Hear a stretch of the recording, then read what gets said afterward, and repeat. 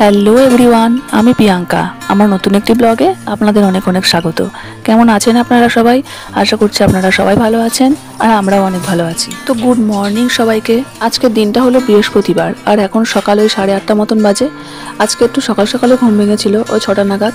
তো সকাল সকাল ঘুম থেকে উঠে আমার সমস্ত বাসি কাজ আজকে হয়ে গেছে। ছেলে চলে গেছে সকালে ঘুম থেকে উঠে পড়তে, ওকে দুধ গরম করে দিয়েছিলাম, ওই দুধ খেয়ে পড়তে গেছে। আর এবার একটু মেয়েকে দুধ জাল দিয়ে দিচ্ছি আর আমি একটু লিকার চা করে খাবো। চাটা যে খেতেই হয় প্রতিদিন সেরকম কোনো ব্যাপার না, ওই মাঝে সাঝে একটু খাই, মাথাটা ধরে বলে তাই। ওইদিকে মেয়েকে ঘুম থেকে তুলে ব্রাশ করিয়ে পড়াতে বসিয়ে দিয়ে এসেছি। মাঝে শেষ হয়ে গেছে যেহেতু, ওই জন্য ঘরের অনেক কিছুই ফুরিয়ে গেছে। ওদের বনভিটাটাও ফুরিয়ে গেছে, এদিকে বিস্কুটও নেই, অনেক কিছুই নেই, প্রায় চিনি টিনি অনেক কিছুই ফুরিয়ে গেছে। ওদের আজকে শুধু দুধটাই দিলাম, আবার বনভিটা আনলে করে দেবো। আর আমি এদিকে লিকার চা করে নিলাম। চলুন এবার ঘরের দিকে যাই, ওইদিকে ডাকাডাকি শুরু করে দিয়েছে, খিদে লেগে গেছে তো ওই জন্যই আর কি। আর ওদের সাথে আবার পড়া আছে, ওই জন্য বললাম শুধু দুধটা এখন খেয়ে নে, আবার গরম গরম ভাত করে দেবো, খেয়ে যাবি। আর এদিকে লিকার চাটা আমি কি দিয়ে খাবো, একটা চিপসের প্যাকেট ছিল ওই দিয়ে চাটা খাবো। আর ওকে তো আর দেওয়া যাবে না, কারণ ওরা দুধ খাচ্ছে, দুধের সঙ্গে তো চিপস খেলে অ্যাসিড হয়ে যাবে, ওই জন্য ওকে আর দিলাম না। তো তাড়াতাড়ি করে ঝটপট চাটা খেয়ে রান্নাঘরে এসে ভাত করে নিলাম, ওরে আবার খাইয়ে পড়াতেও পাঠিয়ে দিয়েছিলাম। আর এদিকে আবার বেসিনে এক গাদা বাসনও পড়েছে, এগুলো আবার মেজে নেই। আমার আবার বেসিনে বাসন জমে থাকলে না বিরক্ত লাগে, ওই যত সময় পর্যন্ত বেসিনটা না ফাঁকা হয় কেমন যেন একটা লাগে, মনে হয় যেন কত কাজ হয়নি আমার। আর আমার বেসিনটাও আবার একটু ছোট, ওই জন্য আর কি বেসিনটা ফাঁকা রাখারই চেষ্টা করি সবসময়। তো চলুন ঝটপট বাসনগুলো মেজে নিই, ওইদিকে আবার দুপুরে রান্নার সময় হয়ে যাবে।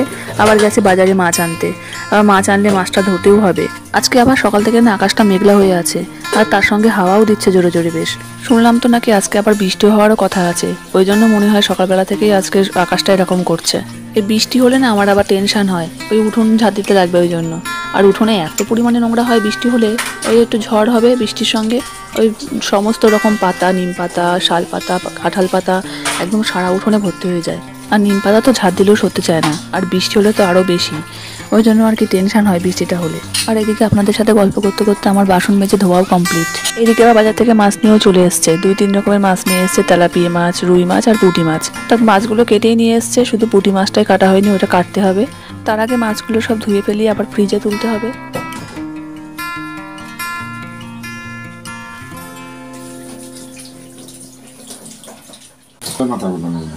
তেলাপিয়া মাছের মাথা নিয়ে নেবো আর তেলাপিয়া মাছ নেবো, তাই তো?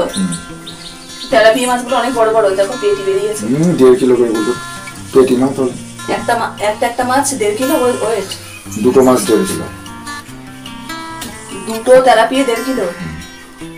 আর আজকের তেলাপিয়াগুলো সত্যি সত্যি অনেকটাই বড় ছিল, পেটি বেরিয়েছে তেলাপিয়া মাছগুলো থেকে। সেটাই বলছিলাম আর কি ওর সাথে, আর কি মাছ রান্না হবে তাই জন্য ডাকলাম ওকে রান্নাঘরে। এদিকে ওকে আবার জিজ্ঞাসা করছিলাম পুঁটি মাছগুলো কে কাটবে, ছোট ছোট মাছ না আমার আবার কাটতে বিরক্ত লাগে। তো মাছ অবশ্য আমি কাটি না, দোকান থেকে কেটে নিয়ে আসে, নয়তো বাড়ি যদি নিয়ে আসে ও কেটে দেয় কিংবা মা কেটে দেয়। আর বাজারে যদি যায় মাছ আনতে তাহলে তো একসাথে অনেকটা মাছ নিয়ে আসবে, আর আমি যদি বলি একসাথে এতটা মাছ নিয়ে আসছে কেন, তখন ওই বকা দিয়ে উঠবে। রোজ রোজ বাজারে যেতে পারবে না, সেই জন্য একসাথে অনেকটা মাছ এনে ধুয়ে দেয়। আর ওই যে আমার ফ্রিজে রেখে দিতে হয়, আর ফ্রিজে জায়গাও থাকে না, ডিপ ফ্রিজটা তো একদম বরফে ভর্তি হয়ে থাকে, কিছু রাখা যায় না ডিপ ফ্রিজে। ওই নিচে ট্রেটার মধ্যে কিছু কিছু করে রেখে দেই, মাঝে সাঝে তো ট্রেটার মতো জায়গা ধরে না, ওই নিচের দিকে রাখতে হয়। এদিকে ডিপ ফ্রিজটাতেও রাখতে পারি না, আবার ওদিকে বরফ গড়াতে দিলে এদিকে সবজিগুলো নষ্ট হয়ে যাবে। ওই দেখুন আগের ব্লগে আপনাদের সাথে বললাম না বাড়ি থাকলে আমার রান্না করার টেনশন থাকে না, ওই যে বাড়ি এসেই বসে গেছে রান্না করতে। রান্না করার লোক বাড়ি এসে গেছে, আমার আর চিন্তা নেই রান্না করতে।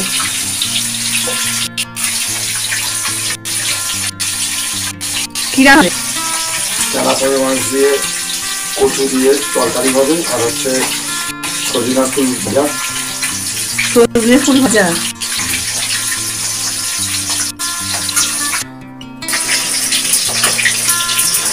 কচু কাটা কমপ্লিট?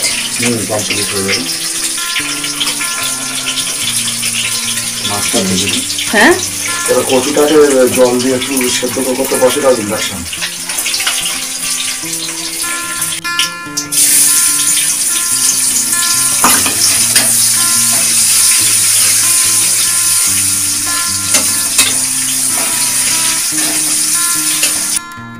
কষে টষে জল ঢালা হয়ে গেল?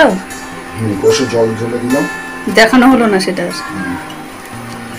এদিকে কি হচ্ছে, বড়ি ভাজা? বড়ি দিতে মনে নেই।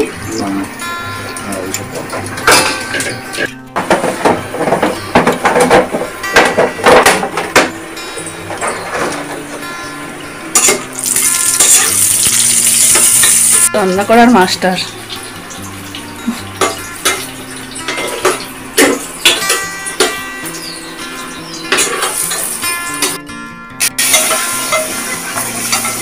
বড়ি দিতে মনে নেই, এখন ভেজে তারপরে বড়ি দিচ্ছে।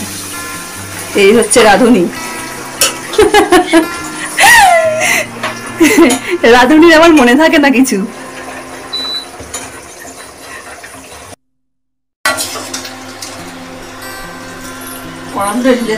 হ্যাঁ, কড়া ধরে ঝেড়ে দেবো।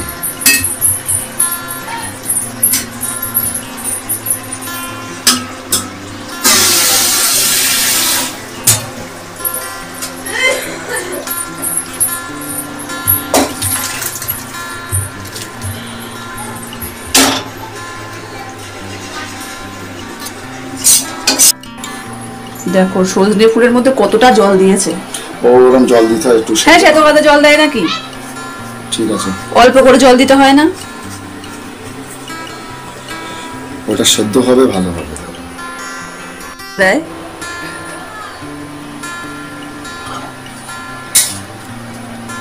ফুটে উঠুক, তারপর তো ঢালবা। নেড়েই যাচ্ছে। না, নেড়ে যাচ্ছি। এদিকে রান্নাও কমপ্লিট হয়ে গেল। আর বাড়ি থাকলে এই হয়, ও রান্না করে আর আমি একটু হেল্প করে দিই ওকে। এদিকে আমার ভাতটাও হয়ে গেছে। এবার ভাতটা উবুর দিয়ে রান্নাঘর মুছবো, এখনও ঘর মুছবো, তারপরে যাব স্নান করতে। এইদিকে তো রান্না করতে করতে একটা একটা করে অনেক বাসন পড়ে, সেগুলো বেসিনে মেজে নেই আমি। ওই যখনই পড়ে তখনই সঙ্গে সঙ্গে মেজে নেই। আর এখন বাদবাকি রয়েছে ওই খুন্তিটা আর কড়াটা, এই দুটো মেজে নেব।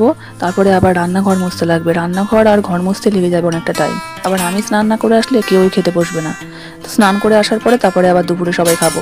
তো আমার হাজব্যান্ডের মতন আপনাদের কাজের হাজব্যান্ড এরকম রান্না করে খাওয়ায়, কমেন্টে অবশ্যই জানাবেন। তো চলুন ঝটপট করে রান্নাঘরটা মুছে নেই।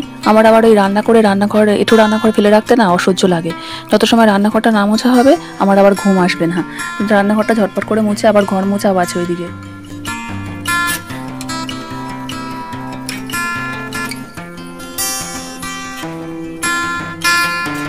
রান্নাঘর মোছা কমপ্লিট আমার। এদিকে চলে আসলাম ঘরের দিকে ঘর মুছতে। তো ঘর মোছার আগে প্রতিদিনের যে কাজগুলো থাকে আমার, এই যে টুকটাক জিনিসপত্রগুলো পরিষ্কার করা, এগুলো প্রতিদিনের কাজ, কোনোদিনও মিস হয় না।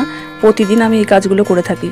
তো আপনারা যে বা যারা আমার ভিডিওগুলো রোজ দেখছেন বা দেখেন, তো তারা একটু কমেন্টে বলুন, বেশি বেশি করে কমেন্ট করুন আমার ভিডিওগুলো কেমন হচ্ছে, আপনাদের ভালো লাগছে কি না, কমেন্টে জানান। কি বলুন তো, কমেন্টে না জানালে আমি বুঝবো কি করে যে আমার কোথায় ভুল হচ্ছে কিংবা কোনটা ঠিক হচ্ছে।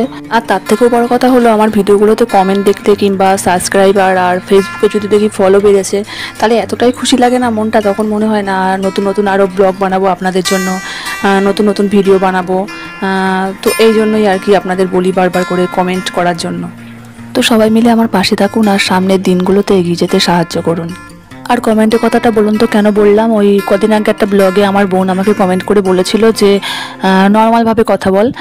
আসলে কি বলুন তো, ফেসবুক পেজে ব্লগগুলো দেওয়ার পর থেকে না আমি আমার কথা বলার স্টাইলটা একটু চেঞ্জ করেছিলাম, মানে হেসে হেসে কথা বলতাম আর কি। তো সেটা হয়তো শুনতে ভালো লাগেনি, ওই জন্য আর কি কমেন্টও আমাকে বলেছিল।